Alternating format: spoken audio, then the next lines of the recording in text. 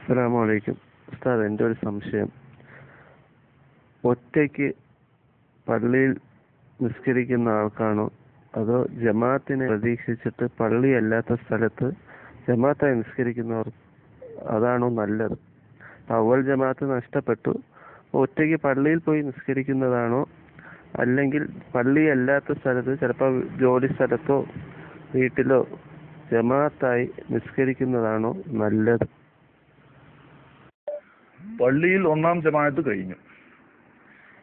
ഇനി വീട്ടിലാണെങ്കിലോ ഭാര്യയോ മക്കളോ മറ്റു സഹോദരങ്ങളോ സുഹൃത്തുക്കളോ റൂമിലോ വീട്ടിലോ വെച്ച് ജമാഅത്തായിട്ട് നിർവഹിക്കാം. അങ്ങനെ വീട്ടിൽ വെച്ച് ജമാഅത്തായി നിർവഹിക്കലാണോ പള്ളിയിലാണോ പോകേണ്ടത് എന്നാണ് ഒരു സഹോദരന്റെ ചോദ്യം. യാതൊരു സംശയവുമില്ല. ബഹുമാനപ്പെട്ട ഫത്ഹുൽ മുഈൻ 114 പേജ് 5-ാമത്തെ വരിയിൽ വ്യക്തമായി ഇങ്ങനെ കാണുന്നുണ്ട്: വൽ ജമാഅത്തു ഫീ മക്തൂബത്തിൻ, ഫർദ് നിസ്കാരത്തിൽ ജമാഅത്ത് ലിദക്കരി പുരുഷന് ബി മസ്ജിദിൻ, പള്ളിയിൽ വെച്ചാകൽ അഫ്ദലു, ഏറ്റവും ശ്രേഷ്ഠമാണ്. എങ്കിലും ഇൻ ഉജിദത്ത് ഫീ ബൈത്തി, ഒരാളെ റൂമിലോ വീട്ടിലോ ഒക്കെ ജമാഅത്ത് നടക്കുന്നു, ഫഖത്ത് അവിടെ ജമാഅത്ത് കിട്ടൂ. പള്ളിയിൽ ജമാഅത്ത് കഴിഞ്ഞിട്ടുണ്ട്, പള്ളിയിൽ ജമാഅത്ത് ഇല്ല, എന്നാൽ ഫഹു അഫ്ദലു, വീട്ടിൽ ജമാഅത്തായി നിസ്കരിക്കലാകുന്നു അഫ്ദല്, പള്ളിയിൽ പോയി ഒറ്റക്ക് നിസ്കരിക്കലല്ല. നല്ലവണ്ണം ശ്രദ്ധിക്കണം. പള്ളിയിൽ പോയി ഒറ്റക്ക് നിസ്കരിക്കുന്നതിനേക്കാളും ഏറ്റവും ശ്രേഷ്ഠം നമ്മുടെ വീട്ടിലോ റൂമിലോ വെച്ച് ജമാഅത്തായി നിസ്കരിക്കലാണ്.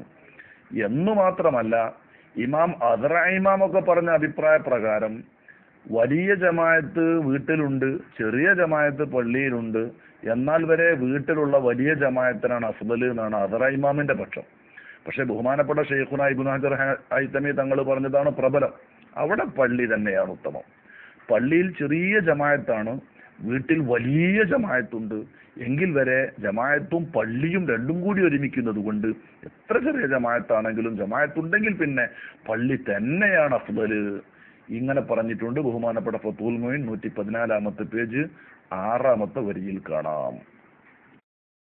അസ്സലാമു അലൈക്കും വറഹ്മത്തുള്ളാഹി. ഉസ്താദിനോട് ഒരു സംശയം ചോദിക്കാറുണ്ട്. പിന്നെ നമ്മൾ ഹജ്ജ് ചെയ്യുന്ന സമയത്ത്, ഉംറ ചെയ്യുന്ന സമയത്ത്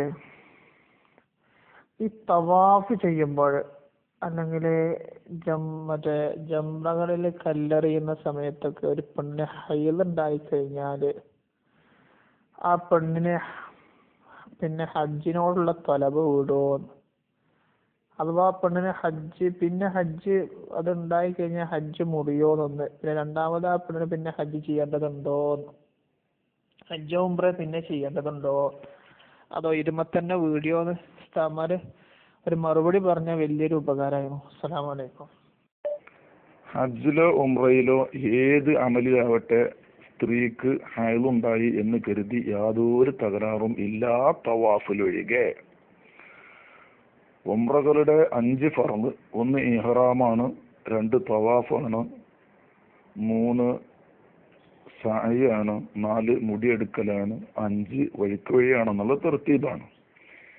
ഇവയിൽ ഒരു കാരണവശാലും യാതൊരു തകരാറും ഹൈളോ നിഫാസോ ഉണ്ടെങ്കിലില്ല.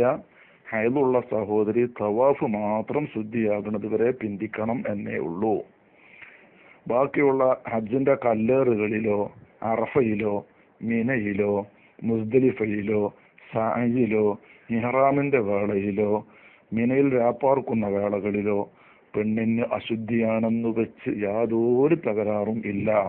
ഹജ്ജിന് തെറ്റില്ല, കുറ്റമില്ല, പിന്നീട് ഖളാ വീട്ടേണ്ടതും ഇല്ല, ഒന്നുമില്ല.